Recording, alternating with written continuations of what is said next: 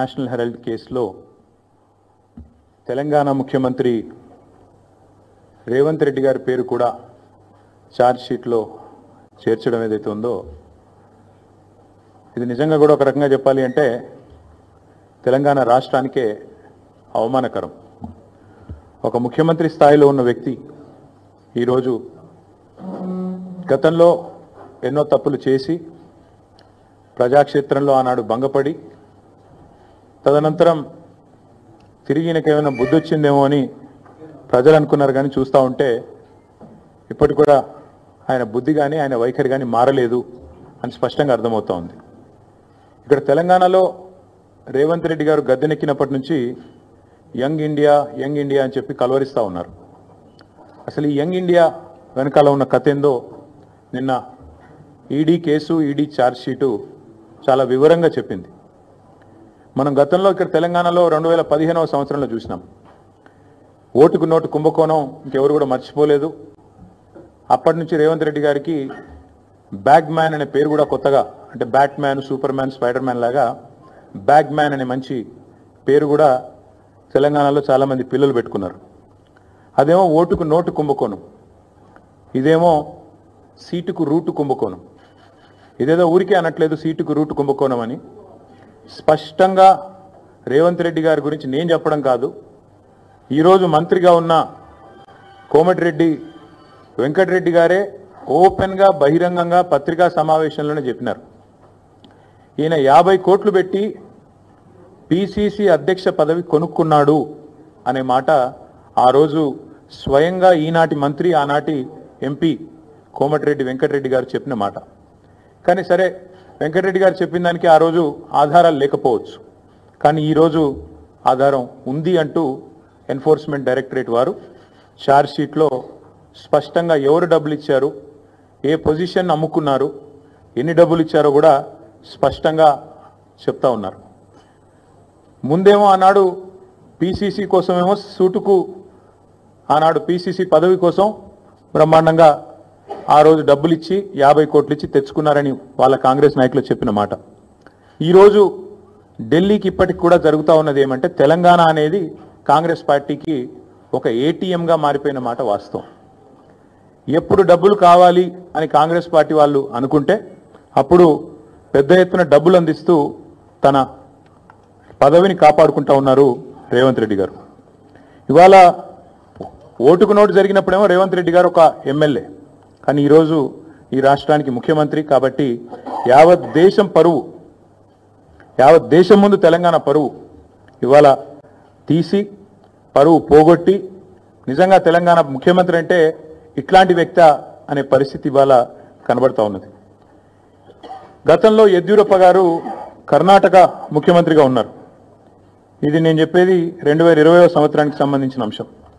ఇది కాంగ్రెస్ పార్టీ యొక్క స్టేట్మెంట్. ఆ రోజు కాంగ్రెస్ పార్టీ ఆనాడు యడ్యూరప్ప గారు ముఖ్యమంత్రిగా కర్ణాటకలో ఉన్నప్పుడు మరి హౌసింగ్ స్కామ్లో ఈయన పాత్ర ఉంది అని వార్తలు వస్తే ఆ రోజు అక్కడి కాంగ్రెస్ నాయకులు చేసిన డిమాండ్ ఏంది అంటే మరి వెంటనే యడ్యూరప్ప గారు నిష్పక్షపాతంగా విచారణ జరగాలి అంటే రాజీనామా చేయాల్సిందే, ఇట్లాంటి వ్యక్తి ముఖ్యమంత్రిగా ఉంటే విచారణ ఎట్లా జరుగుతుంది అని చెప్పి ఆ రోజు అక్కడి కాంగ్రెస్ పార్టీ అధ్యక్షులు, ప్రదేశ్ కాంగ్రెస్ కమిటీ అధ్యక్షులు కర్ణాటకలో చేసిన డిమాండ్.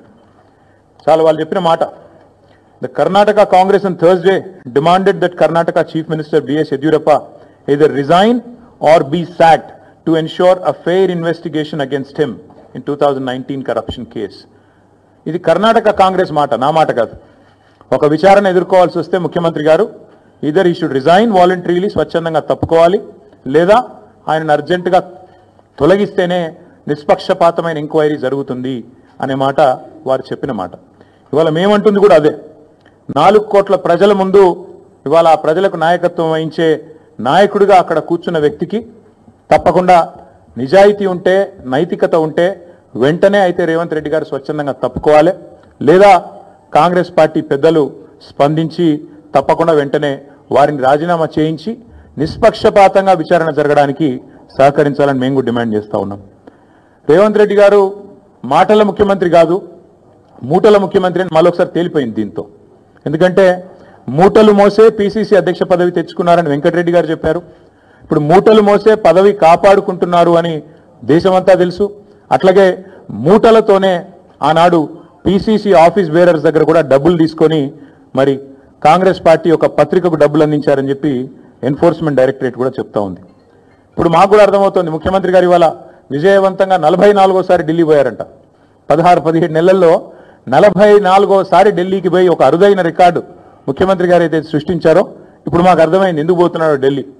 చీకట్లో బీజేపీ పెద్దల కాళ్ళు పట్టుకోవడానికి, అయ్యా నా మీద కేసు లేకుండా చేయండి, నన్ను జైల్లో వేయకండి, ఎన్ఫోర్స్మెంట్ డైరెక్టరేట్ వాళ్ళతో ఒక మాట చెప్పండి అని చీకట్లో నిన్న రాత్రి పోయి అమిత్ షా గారి కాళ్ళు పట్టుకోవడం, బయటకు వచ్చి మాత్రం పెద్ద పెద్ద పోజులు కొట్టడం రేవంత్ రెడ్డి గారు మరి ఏం చేస్తున్నారో ప్రజలకు కూడా అర్థమై ఉండాలి. 44 సార్లు ఢిల్లీ ఎందుకు పోతున్నారో స్పష్టంగా అర్థమై ఉండాలి. ఒక్క ఇటుక పేర్చకుండా, ఒక్క కొత్త ప్రాజెక్టు కట్టకుండా, ఒక్క సంక్షేమ పథకం అమలు చేయకుండా, ఒక్క గ్యారంటీ ఇచ్చిన ఒక్క గ్యారంటీ అమలు చేయకుండా తెలంగాణలో 1,80,000 కోట్ల అప్పు, ఆ డబ్బులు ఎక్కడ పోతున్నాయో ఇప్పుడన్నా మరి తెలంగాణ ప్రజలకు అర్థమవుతుందని నేను అనుకుంటా ఉన్నా. గత సంవత్సరంన్నర కాలంగా తెలంగాణ ప్రజల సంపదను దోచి తెలంగాణను ఏటీఎంగా మార్చి ఢిల్లీ బాసులకు దోచిపెట్టడానికే, అటు ఢిల్లీ బాసులు అంటే ఇద్దరున్నారు పాపం బాసులు, ఆయన బాధ వర్ణనాతీతం. ఒక బాస్ ఏమో అఫీషియల్ బాస్ రాహుల్ గాంధీ గారు, ఇంకొక బాస్ ఏమో అన్అఫీషియల్ బాస్ మోడీ గారు, అమిత్ షా గారు. కాబట్టి అటు ఇటు ఇద్దరిని ప్రసన్నం చేసుకోవడానికి 44 సార్లు ఎక్కే విమానం దిగే విమానం అన్నట్టుగా రేవంత్ రెడ్డి గారి వ్యవహారం నడుస్తూ ఉంది. 7.5 కాలంగా రేవంత్ రెడ్డి గారు చేసిన పనులు 3.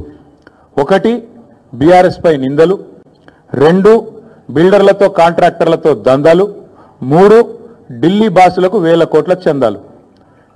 మాకు బీఆర్ఎస్ మీదనేమో నిందలు, బిల్డర్లు కాంట్రాక్టర్లతో దందాలు, ఢిల్లీ బాసులకేమో 1000 కోట్ల చందాలు. ఇది నిజంగా సిగ్గుచేటు. ఒక ముఖ్యమంత్రిగా ఆనాడు ఎమ్మెల్యేగా అబాస్ పాలైన రేవంత్ రెడ్డి గారికి బుద్ధి వచ్చిందేమో అనుకున్నాం. కానీ కుక్కతోక వంకర అన్నట్టు ఇప్పటికీ అవే అపసవ్యపు పనులు, ఇప్పటికీ అవే అపసవ్యపు కార్యక్రమాలు చేస్తూ తెలంగాణ రాష్ట్ర పరువు జాతీయ స్థాయిలో తీసినందుకు వారిని వెంటనే తొలగించాలని చెప్పి మేము డిమాండ్ చేస్తా ఉన్నాం. రాహుల్ గాంధీ గారు అన్ని విషయాల్లో మాట్లాడతారు, ప్రతి విషయంలో మాట్లాడతారు. పాకిస్తాన్ గురించి మాట్లాడతారు, బంగ్లాదేశ్ గురించి మాట్లాడతారు, ఇంకేదో మాట్లాడతారు. మరి నేషనల్ హెరాల్డ్ కేసులో మీ ముఖ్యమంత్రి గారిని ఛార్జ్ షీట్లో చేరిస్తే why is Rahul Gandhi not responding? Why is he not talking? Why is Mr. Rahul Gandhi silent on this issue? Please respond. One of your chief ministers along with you has been named in the charge sheet. You are accused 1 and accused 2, and your CM, your chief minister of Telangana, and also the deputy chief minister of Karnataka have been named as people who facilitated money transactions into National Herald and Young India account. ఖచ్చితంగా అడుగుతున్నాం, రేవంత్ రెడ్డి గారు ఎందుకు మౌనంగా ఉన్నారు? మాకు అనుమానం ఎప్పుడు వచ్చిందంటే ఈయన జపాన్ పర్యటన అని చెప్పి ఇక్కడికి వెళ్ళి తప్పించుకపోయినప్పుడు అనుమానం వచ్చింది మాకు. ఆ రోజు జపాన్ అని చెప్పి జపాన్లో ఎవరో ఈయన పిలిచినట్టు ఉరికిండు. చూస్తే కరెక్ట్గా అప్పుడే ఈడీలో A1 A2గా రాహుల్ గాంధీ గారిని, సోనియా గాంధీ గారిని పెట్టారు. దేశంలో ఉన్న కాంగ్రెస్ నాయకులు అందరూ స్పందించారు. కానీ రేవంత్ రెడ్డి గారు ఈ రోజు వరకు ఒక్కసారి కూడా నోరు విప్పలేదు. ఆ రోజు ఎందుకు అనుకున్న వాళ్ళకి ఇవాళ సమాధానం దొరికిందని నేను అనుకుంటా ఉన్నా. ఎందుకంటే రేవంత్ రెడ్డి గారికి తెలుసు ఈ కేసులో ఆయన కూడా ఉన్నాడు, సహజంగానే ప్రభుత్వంలో ఉన్నాడు కాబట్టి, ఇంటెలిజెన్స్ వ్యవస్థ ఉంటుంది కాబట్టి ఆయనకు సమాచారం ఉంది ఈ కేసులో మీరు కూడా ఉండబోతున్నారు అని చెబితే అప్పటి నుంచి ఇప్పటి వరకు నోరు తెరవలేదు. తెరవకపోగా ఢిల్లీ పెద్దలను ప్రసన్నం చేసుకోవడానికి, అక్కడుండే మంత్రులను కాకాబట్టడానికి, మోడీ గారిని, అమిత్ షా గారిని ప్రసన్నం చేసుకోవడానికి, బీజేపీతో మరి ఏదో రకంగా ఒక ఒప్పందం కుదుర్చుకొని ముందుకు పోవడానికి ఆయన మౌనంగా ఉండి తప్పించుకునే ప్రయత్నం చేస్తూ ఉన్నారు.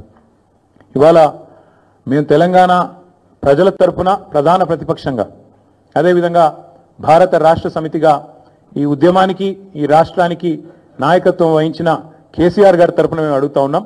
ఖచ్చితంగా రేవంత్ రెడ్డి అయితే తప్పుకోవాలి, లేదా కాంగ్రెస్ పార్టీకి సిగ్గుంటే, కాంగ్రెస్ పెద్దలకు నైతిక విలువలుంటే వెంటనే ఆయనను తొలగించాలి. యడ్యూరప్ప గారు రాజీనామా చేశారు. అప్పుడు యడ్యూరప్ప ఆనాడు ఆరోపణలు వస్తే హౌసింగ్ స్కామ్లో he quit, he stepped aside so that fair investigation could go on. అట్లాగే చాలా మంది కేంద్ర మంత్రులు కూడా రాజీనామాలు చేశారు గతంలో. అట్లాగే ముఖ్యమంత్రి గారు కూడా రాజీనామా చేయాలని చెప్పి కూడా మేము డిమాండ్ చేస్తూ ఉన్నాం. రాహుల్ గాంధీ గారు తెల్లారలేస్తే ఆ కాన్స్టిట్యూషన్ బుక్ పట్టుకొని తిరుగుతూ ఉంటారు. న్యాయయాత్ర అంటాడు, యాత్రలు సంవిధాన్ కో బచావ్ అంటాడు.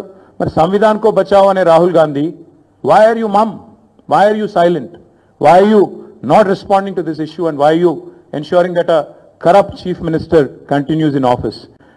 కాంగ్రెస్ గురించి మేము ఎన్నోసార్లు చెప్పాం, మళ్ళీ కూడా చెప్తున్నాం. కాంగ్రెస్ డిఎన్ఏలోనే కరప్షన్ ఉంది.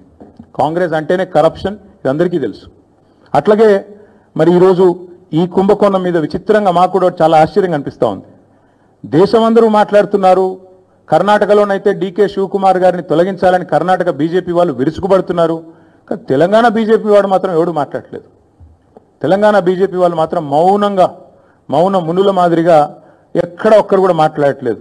ఏం జరుగుతున్నదని మేము అడుగుతా ఉన్నాం. తెలంగాణలో ఇంత అపురూపమైన సంబంధాలు అటు కాంగ్రెస్కు ఇటు బీజేపీకి ఏ స్థాయిలో ఉన్నాయో మరి మీరు ఆలోచించాలని కోరుతా ఉన్నా. తెలంగాణ బీజేపీ ఎంపీలు చేస్తున్న భూ అక్రమాలకు, భూ దందాలకు ముఖ్యమంత్రి గారు వత్తాసు పలుకుతున్నందుకు మీ మౌనమా? లేదా మీ కేంద్ర మంత్రులు మీరు కలిసి బ్రహ్మాండంగా మీరు చేసుకుంటున్న అవినీతి కార్యకలాపాలకు మరి ఏదో బయటికి నటించినట్టు చేసి ఢిల్లీలో, ఇక్కడ గల్లీలో మాత్రం ఏదైతే దోస్తీ చేస్తున్నారో ఇది అందరూ కూడా చూస్తూ ఉన్నారు. దీనికి నేనేదో ఊరికైనా ఆరోపణ చేయట్లేదు. ఇది చూడండి, మంత్రి పొంగులేటి గారి ఇంట్లో రైడ్స్ అని చెప్పి, ఇది సెప్టెంబర్ 2028 వార్త. సెప్టెంబర్ 2028, ఇంకొక 2-3 నెలలు అయితే వార్షికోత్సవం కూడా అయిపోతుంది. అంటే 2024 సంవత్సరంలో ఈ రైడ్స్ జరిగినాయి. సెప్టెంబర్ 27. ఈరోజు మే 24 అనుకుంటా. మరి అప్పటికిప్పటికి ఒక్కటంటే ఒక్క ప్రకటన అటు ఈడీ వైపు నుంచి కానీ ఇటు పొంగులేటి శ్రీనివాసరెడ్డి గారి వైపు నుంచి కానీ వచ్చిందా? ఎందుకు కాంగ్రెస్ మంత్రులను కాపాడే విషయంలో ఎన్ఫోర్స్మెంట్ డైరెక్టరేట్కు అదేవిధంగా బీజేపీ నాయకత్వానికి ఎందుకు మొహమాటం అడ్డమొస్తున్నది? ఎందుకు మీరు బీజేపీ నాయకులు ఇక్కడ ఉండే కాంగ్రెస్ వాళ్ళను ఎందుకు కాపాడుతూ ఉన్నారు? ఆ రోజు మీరే ఈ రేడ్ జరిగినప్పుడు పొంగులేటి గారింట్లో అన్ని టీవీలలో బ్రేకింగ్లు నేనే చూసా. నోట్ల మెషిన్లు పోతున్నాయి, కట్టలు లెక్క పెట్టడానికి ఒకటి కాదు, ఒక మెషిన్ సరిపోతలేదు, 2వ మెషిన్ పోతున్నది అని చెప్పి మీరే బ్రేకింగ్ న్యూస్లు ఇచ్చారు. మరి మీరు కూడా సైలెంట్ అయ్యారు. ఏం జరిగిందో నాకు తెలియదు. మీరంటే మీరు కాదు, మీడియా సైలెంట్ అయింది. ఇప్పటికీ సెప్టెంబర్ నుంచి ఇది మే, అంటే ఎన్ని నెలలు అయిపోయింది? 6 కాదు 8-9 నెలలు అయింది. ఇంతవరకు అతి లేదు గతి లేదు. అట్లాగే 1-2 కాదు, ఇది కర్ణాటకలో జరిగిన వాల్మీకి కుంభకోణం. 187 కోట్ల వాల్మీకి స్కామ్లో కర్ణాటకలో అరెస్టులు జరిగినాయి. అందులో పైసలు 45 కోట్లు తెలంగాణకు వచ్చినాయి.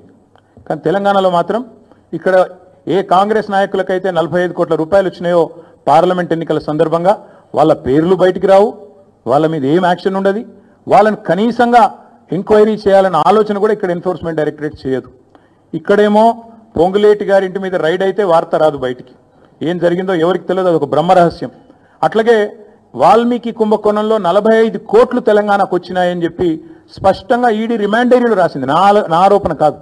ఈడీ కర్ణాటకలో రిమాండ్ డైరీలో రాసింది. మొత్తం 187 కోట్ల కుంభకోణంలో 45 కోట్లు తెలంగాణ కాంగ్రెస్ నాయకులకు వచ్చినాయి. అవి రావడమే కాదు, ఇక్కడ మందు ఉన్నారు, ఇక్కడ ఎలక్షన్లో ఆ డబ్బులు వాడినారు అని చెప్పి కూడా స్పష్టంగా ఆధారాలతో సహా మరి డీటెయిల్